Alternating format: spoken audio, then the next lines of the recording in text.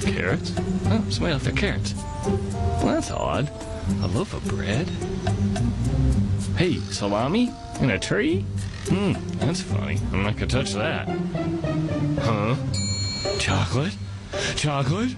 Oh, come here. Oh, no. Come back, little chocolate bar. Oh, please, come back. Please, come back. Come on, chocolate. Ow! Chocolate. Few foods fuel the fire of culinary desire quite like it. But you know, we've already done 2 whole chocolate shows. And you remember lava muffins and chocolate mousse and brownies and chocolate sauce, and it's not enough, is it? Yeah, I know. I mean, after all, we are talking chocolate here. Theobroma cacao, food of the gods. Well, there is one particular multi-purpose application that takes chocolate to heretofore unknown elevation. It's a simple yet symbiotic formulation, and it's responsible for everything from frostings to fillings to, fudgesicles to the most chocolatey device ever devised by man, the truffle. And I don't mean the kind that pigs stick up in France. It's so powerful that with just a little bit of know-how and a couple of basic tools, you can turn this humble bar of chocolate into seriously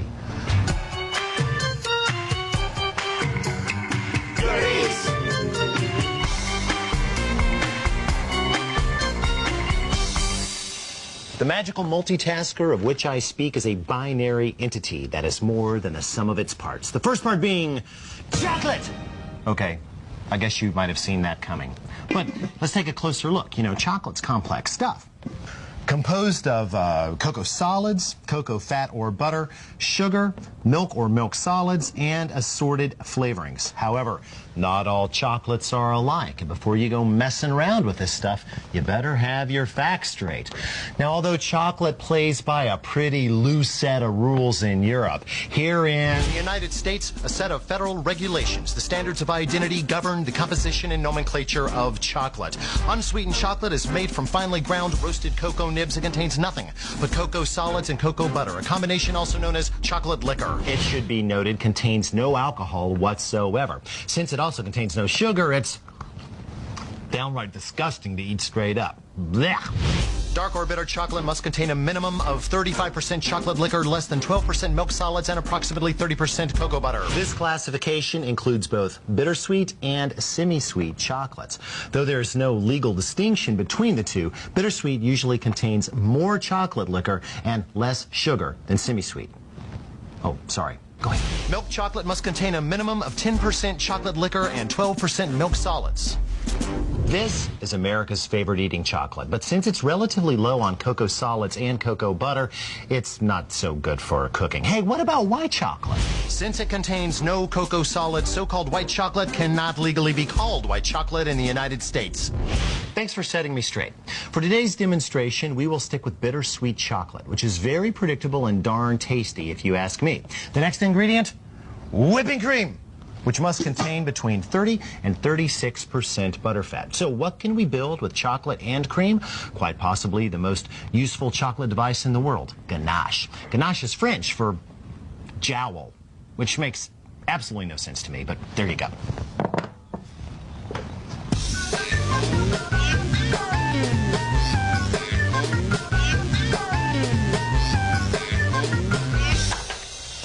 Depending on the chocolate to cream ratio, you can produce a soft, medium, or firm ganache. Now, we're going to start with a medium ganache, which, as you might surmise, contains an equal amount of chocolate and cream. Now, that's by weight. Now, I'm going to make 2 pounds of ganache. So I have here 1 pint of cream, which is convenient because when it comes to cream and most other water-based liquids, a pint's a pound the world around. I'm just going to bring this to a simmer, probably 3 or 4 minutes on high here in the microwave. Oh, and here's a little tip. Always heat milk products in a vessel 2 times larger than the original volume, just in case it bubbles over. Now, on to the chocolate. I like working with a big bar of chocolate. No, you can't buy this in most megamarts, but when you start getting really serious about chocolate, Believe me, you'll be willing to do a little looking around. Although most large towns and cities have professional pastry supplies where you can pick up couverture chocolate in 10-pound bars, there is, of course, the internet, which sports a wide range of chocolate resources. Now, wrapped tightly in foil and kept in a cool place, this bar will probably last me a year. Yep. Now, if you're not up for the Mega Bar, you can always go with the little baby bars you find at the Mega Mart. But just know that you're going to pay a lot more per pound, okay? Now, chocolate is hard stuff, so cut by using a serrated knife. And instead of forcing it through with your hands, use a rolling pin or a mallet. Now, I'm going to chop a lot because we've got a lot of cooking to do. Oh, and it's very, very important that you chop evenly and small. Big chunks will throw off the melting process, especially if you're melting to coat something. But more on that later.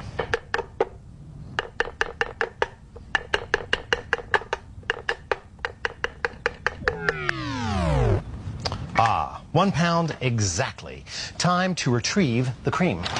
Now, traditionally, we would bring these two elements together just in a bowl with a spoon. But I like using a food processor because it's fast. And since it's fast, it helps to establish and maintain an emulsion. Now, just pour the cream over the chocolate and let this sit without messing with it for 2 whole minutes. You remember emulsions from our award-winning show Mayo Clinic, right? No? Fine. Wherever tiny droplets of fat are suspended in a water-based solution, there's an emulsion. Now, in mayonnaise, oil droplets are held suspended in vinegar and water by emulsifiers present in the egg yolks. That's the little tax there. Now, in Ganache, cocoa butter and butterfat are suspended in the water phase of the cream by emulsifiers in the chocolate. Now, take an average bar of chocolate. It is, in and of itself, an emulsion. And manufacturers include small amounts of lecithin in their recipes to keep it that way. Now, the reason this bar is solid rather than mayo-like is due to the fact that cocoa butter can form crystals at room temperature. More on that later. Let's spin some ganache. 3 pulses should do the trick. 1, 2, 3. Now, just move this to a bowl and use. What are the options? Limitless. In this state, the ganache is loose enough to pour as a glaze. But if you let it cool for, say, an hour, you could whip it up good with your stand mixer until light and fluffy. And then you could do things like this.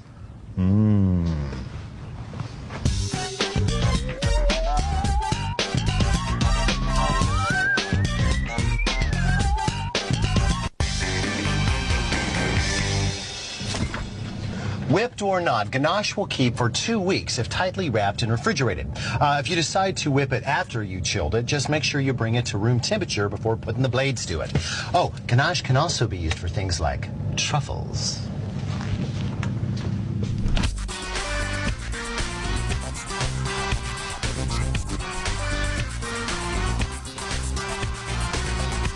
The word truffle has 2 distinct meanings. First, it's the famed and funky fungus found in the ground around the base of hardwood trees, especially oak trees in Italy and France. Pigs, whose snouts are keen, are often used to ferret the precious clumps from the substrate. But since pigs often consume the treasures they find, many foragers have traded in their pigs for dogs. Here you go, girl. Go find him. Go find him.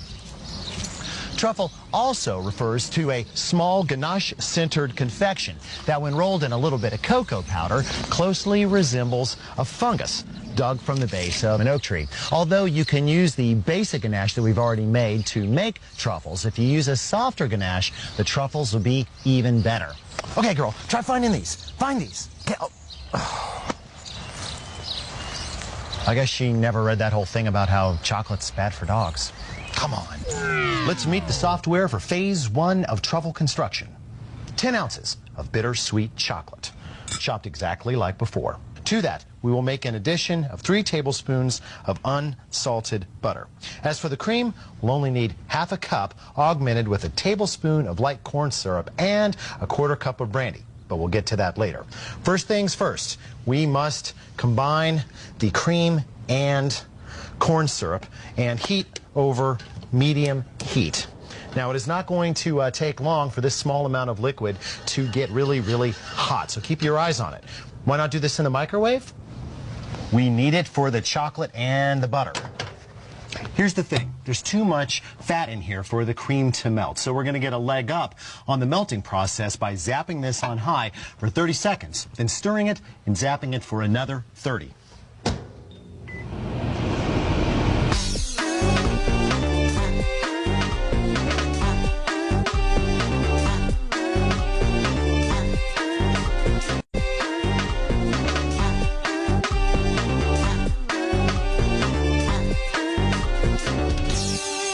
When your cream mixture has come to a simmer and your chocolate is just starting to melt, time to bring everything together. Just pour the cream over the chocolate and walk away for 2 minutes. Then stir in your brandy, which is going to take a little bit of time because it's water into fat. And then pour that mixture into an 8x8 baking dish. Why not just cool this in the bowl? Well, the mass here is evenly distributed. It's the same thickness all the way around, so it will cool evenly, and that will make for a smoother ganache. Trust me, it's worth messing up another vessel. Leave this alone for 1 hour.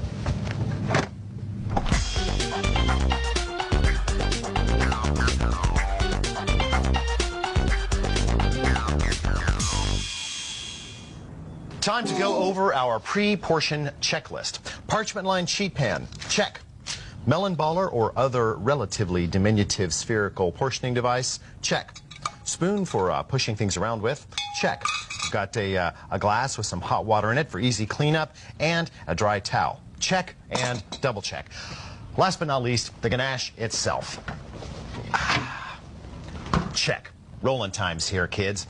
Although ultimately we are seeking smooth orbs, all I care about right now is portion control and basic shape, okay? So scoop and use the spoon to get these things out onto the parchment paper. Do this as fast as you can so we can get them back into the refrigerator.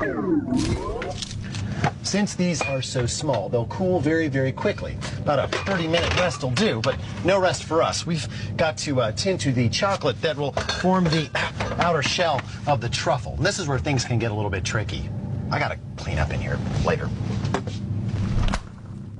There are a lot of recipes out there that call for melting coating chocolate in a double boiler. Well, I don't like it for 2 reasons. 1, it's impossible to keep the heat as low as it ought to be. And 2, if any of that steam, even just a little bit, condenses into water and rolls down into that chocolate, the whole mass could seize up solid. Nope, I don't like it. Not one bit. You can melt coating chocolate in the microwave. The secret, though, is you've got to go very, very slow. You've got to be patient. Microwave on high for 20 seconds, take it out and stir it, go another 20 seconds and stir it, and then go every 10 seconds until the chocolate just barely melts. Of course, all of this depends on how much chocolate, how big the chocolate pieces are, and the power of your microwave. Too much math for me.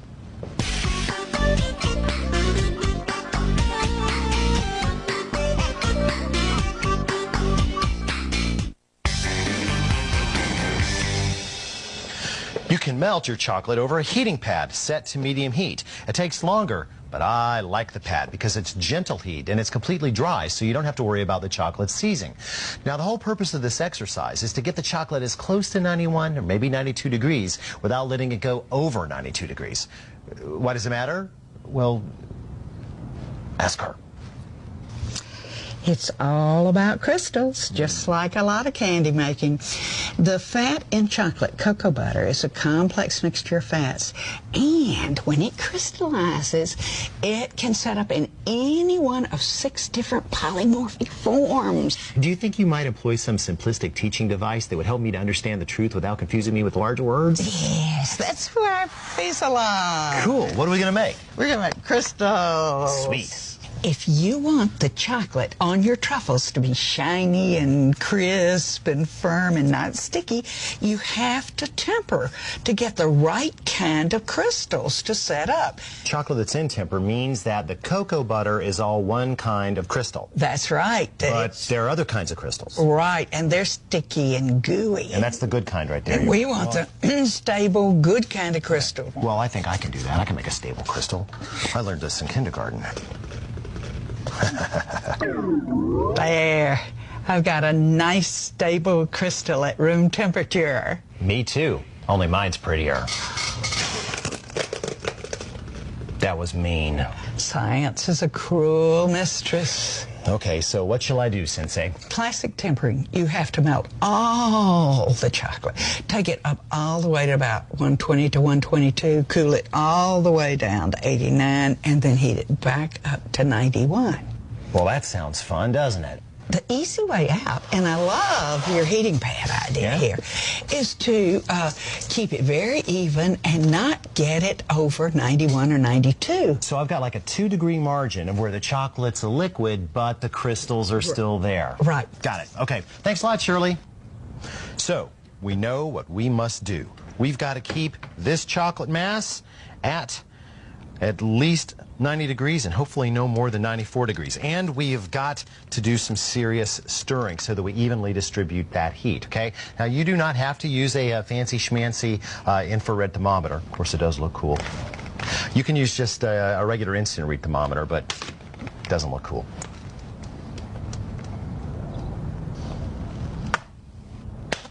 Now that our coating chocolate is stable and in a holding pattern, it's time to turn our attention to rolling the ganache centers. Now, you do not have to have latex gloves for this, but if you've got hot hands, as I do, it certainly will make the going easier. I just picked these up at the local drugstore. You want to make sure that you get the powder-free version, though, okay? Latex powder, cornstarch, and ganache, knock it eats.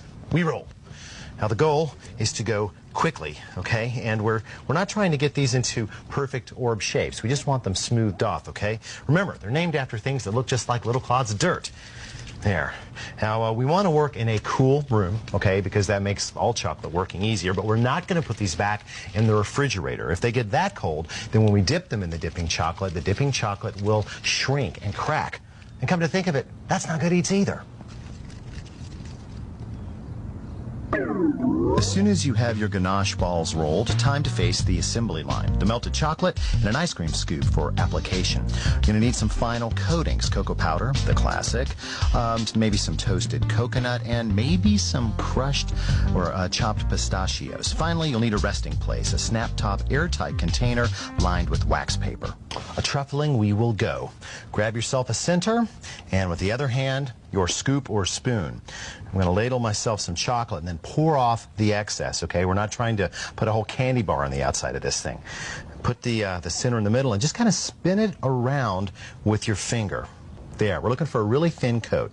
Now flip it over, looks good, and move that directly to the coating of your choice. Cocoa powder, of course, is the traditional truffle coating of choice. It's tasty, and it also looks like dirt, which is what the original confectioners wanted, was for these things to look like the truffles that grow on the ground. Now, leave that where it is. At this point, the chocolate coating hasn't hardened enough yet to pick it up, so just leave it until you have coated the next truffle.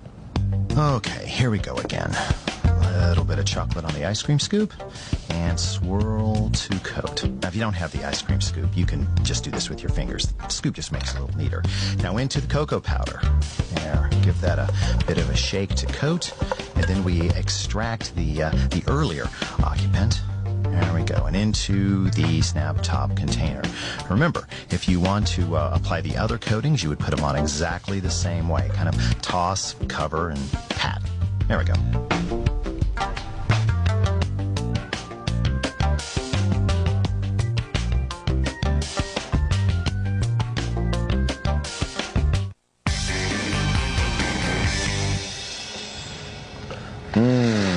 Truffles. As much fun to make as they are to eat. Well, almost. Now, I'm willing to bet some of you are sitting there saying, truffles, that's fancy food for fancy pants people like fancy TV chefs, right? Okay, well, let's just dance this ganache dance one more time, but with some modifications. Dump 2 tablespoons of unsweetened cocoa powder into a medium saucepan. Then pour on 12 ounces of heavy cream and 8 ounces of whole milk. Bring that to a simmer over medium heat, stirring often. When it comes to a simmer, pour it over 8 ounces of bittersweet chocolate. Chopped fine, of course. Now let that sit for 2 to 3 minutes so that the chocolate can begin to melt. Then thoroughly whisk to combine. Go go slowly or you'll slosh all over the place. And when it turns a nice dark color, you know you're done, and you can add 2 teaspoons of vanilla extract. Always add that at the end to preserve the vanilla's flavor. As for hardware, you'll need some popsicle molds. Well, you don't have to, but you can, and they're available on the internet and in a lot of cooking stores. I like to use a turkey bowl baster to fill those molds up. Clamp on the lids, repeat in the other mold, and get those into the freezer and keep them there for at least 4 hours or until set.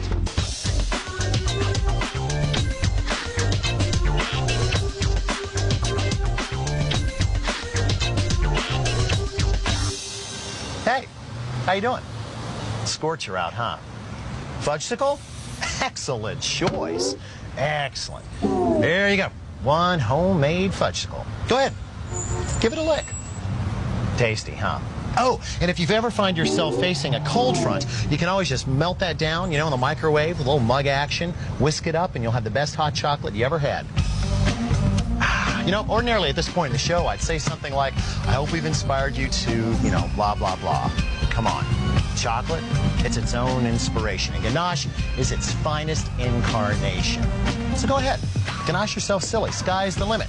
After all, it is nothing if not good eats.